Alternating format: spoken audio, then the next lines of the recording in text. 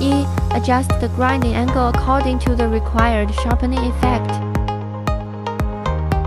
Adjust the extension length of the tungsten needle. Control the length of the tungsten needle between the two wires.